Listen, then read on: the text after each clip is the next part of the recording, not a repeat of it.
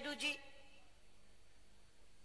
लोकसभा में हमारे उपनेता भाई गोपीनाथ मुंडे जी, भाजपा के 2 राष्ट्रीय महामंत्री भाई विजय गोयल जी, बहन किरण महेश्वरी जी,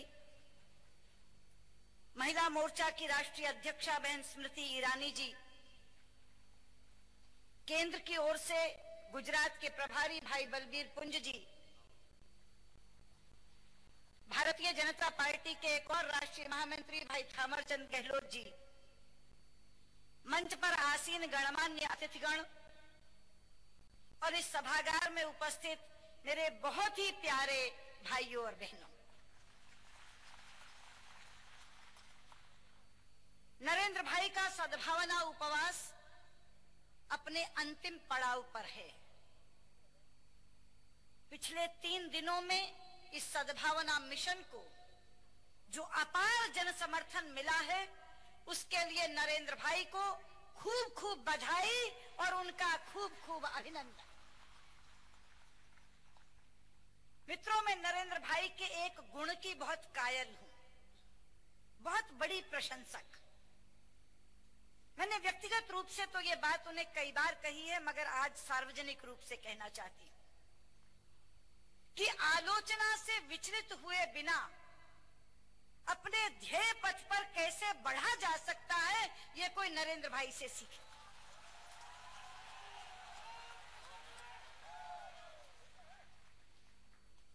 मित्रों, ये काम बहुत मुश्किल है, बहुत ज्यादा मुश्किल,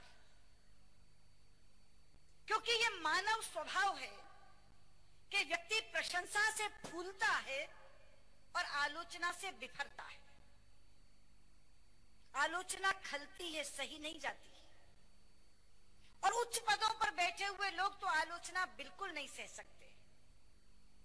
मगर पिछले 9-10 वर्षों में नरेंद्र भाई ने क्या क्या नहीं सहा। हर रोज मीडिया के कड़वे से कड़वे अग्रलेख, विरोधियों के अनर्गल प्रलाप, कोर्ट कचहरियों के चक्कर, सीबीआई की ग्रिलिंग, क्या क्या नहीं गुजरी उनके ऊपर, कल्पना करके भी रोम रोम कांप जाता। लेकिन जिस तरह से उन्होंने इस सब बाधाओं को पार किया, उसके लिए बहुत आत्मबल की जरूरत होती है, भरपूर आत्मबल की आवश्यकता होती है। और वो आत्मबल केवल वो जुटा पाता है मित्रों, जिसे जनता से ऊर्जा प्राप्त होती है। और ये रहस्य नरेंद्र भाई ने समझ लिया और उन्होंने सीधे अपना तार गुजरात की जनता से जोड़ दिया। मैं परसों उनका एक भाषण टेलीविजन पर सुन रही थी, जो उन्होंने प्रारंभ में दिया था इस उपवास के।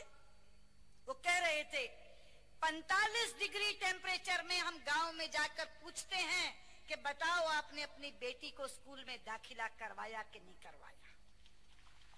ये है राजनीति की कार्यशैली नरेंद्र भाई की। उन्होंने एयर कंडीशनड कमरों में बैठकर वो राजनीति नहीं करते मित्रों, वो धूल में, धक्कड़ में, धूप में, बारिश में जनता के बीच पहुंचते हैं, उनका दुख दर्द सुनते हैं, उसका निवारण करते हैं। और इसीलिए वो चुनाव के समय कह पाते हैं, जो मीडिया लिख रहा है उसे पढ़कर वोट का फैसला मत करना, जो विरोधी कह रहे हैं उसे सुनकर वोट का फैसला मत करना, जो मैं कर रहा हूं उसे देखकर वोट का फैसला करना।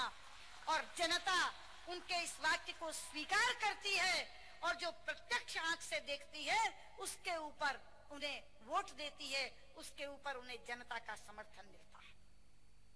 मेरा यह स्थापित मत है मित्रों कि जिस व्यक्ति को जनता का प्यार मिलता है, फिर कोई बाधा उसके रास्ते में नहीं आ सकती, क्योंकि जनता का प्यार हर तिकड़म को असफल कर देता है और हर अनर्गल आरोप को समाप्त कर देता है, खारिज कर देता है।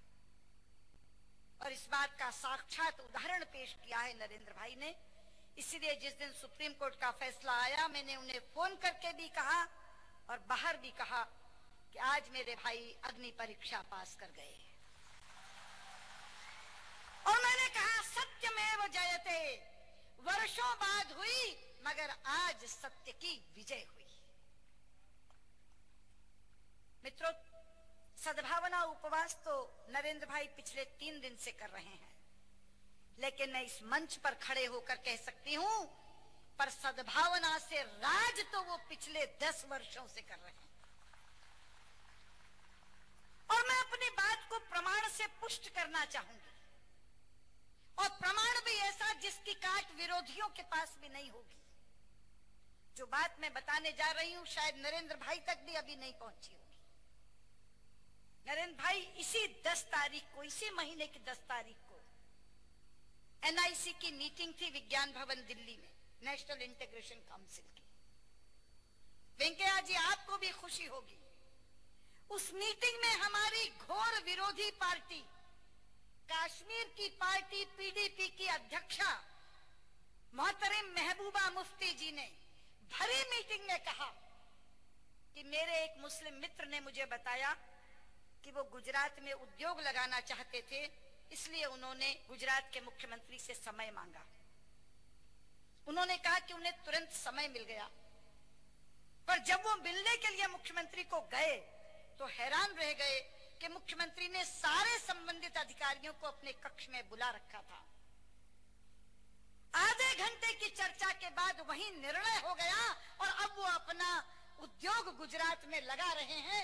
ये बात किसी और ने नहीं, महबूबा मुफ्ती ने कही।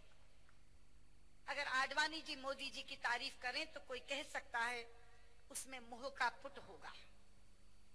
अगर सुषमा स्वराज नरेंद्र भाई की तारीफ करें तो आप कह सकते हैं भाजपाई मुख्यमंत्री की तारीफ करना सुषमा जी का फर्ज होगा।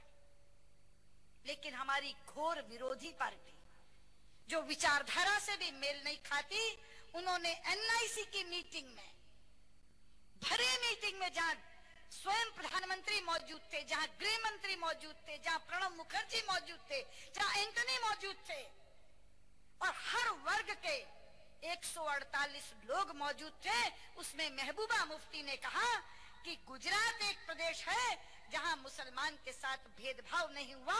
आधे घंटे में निर्णय हो गया। मित्रों, गुजरात की कोई विकास योजना ये देखकर नहीं बनती कि इसका लाभ हिंदू को मिलेगा कि मुसलमान को। जब वो सड़क की योजना बनाते हैं नरेंद्र भाई, तो ये नहीं पूछते कि इस गांव से, जिस गांव से ये सड़क गुजरेगी, उस गांव में हिंदू रहता है या मुसलमान।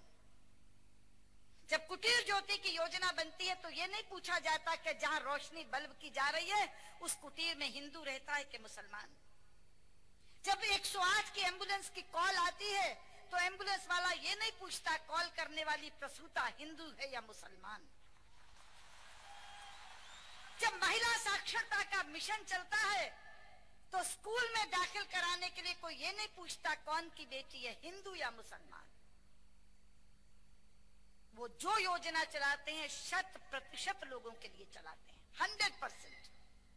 और 100% का मतलब है कि उसका लाभ गुजरात में रहने वाले हिंदू को, मुसलमान को, ईसाई को, सिख को, पारसी को, सबको मिलता है जो गुजरात की धरती पर रहता है, क्योंकि उनकी निगाह में वो व्यक्ति केवल गुजराती है, केवल और केवल भारतीय है। जात और मजहब की निगाह से नरेंद्र भाई अपने किसी गुजरात के व्यक्ति को नहीं देखते। मित्रों, 4 वर्ष पहले मुझे इजराइल जाने का मौका मिला। हमारे यहाँ संसद में ग्रुप बनते हैं, फ्रेंडशिप ग्रुप्स, अन्य देशों के साथ के मैत्री समूह। तो Indo Israel parliamentary friendship group की मैं अध्यक्षा थी, चेयरमैन थी। उसी नाते मैं इजराइल गई थी। इजराइल की जो योजनाएं, जो स्कीम्स अच्छी चलती हैं, उसमें से एक प्रमुख है ड्रिप इरिगेशन स्कीम, जिसे गुजरात में टपक सिंचाई कहते हैं। मैं इजराइल में वो योजना देखने गई तो वहां खड़े अधिकारी ने मुझे कहा कि मैम आप यहाँ क्यों देखने आई हैं? जसका तस इसका नमूना आपको गुजरात में मिल जाएगा। गुजरात में ये टपक सिंचाई योजना अपना ली। और उससे भी ज्यादा मुझे खुशी हुई जब मैं उस फैक्ट्री में गई जहां उस ड्रिप इरिगेशन की चिप बनती है। तो उन्होंने कहा कि मैडम, आपके गुजरात के चीफ मिनिस्टर ने इसको इतने बड़े पैमाने पर अपनाया है कि हमको लगा कि यहाँ से सप्लाई करने के बजाय हम वहीं फैक्ट्री लगा लें, हम तो ये चिप वहीं बना रहे। जब दूसरे देश की धरती पर जाकर ये सुनने को मिलता है, जब एनआईसी की मीटिंग में तारीफ सुनने को मिलती है, तो तो मित्रों, माथा ऊंचा होता है और मन अभिभूत हो जाता है। लेकिन यहां मैं एक बात और कहना चाहूंगी कि केंद्र की सरकार की हर संस्था जो राज्यों की कार्यशैली का आकलन करती है, वो गुजरात को अव्वल दर्जे से पास करती है। लेकिन तो भी दलगत राजनीति के चलते केंद्र की सरकार गुजरात राज्य के विकास में हर दिन अड़ंगे लगाती है। मैं पुरानी बातें नहीं करती, ताजा उदाहरण देती हूं लोकायुक्त की नियुक्ति का। किसी राज्य में यह हुआ है कि लोकायुक्त को नियुक्त कर दिया जाए और चीफ मिनिस्टर से बात भी न की जाए। अभी अभी सरकारी लोकपाल बिल संसद में प्रस्तुत हुआ है। यहाँ संसद के मेरे कई साथी बैठे हैं, गोपीनाथ जी बैठे हैं, बलबीर पुंज बैठे हैं।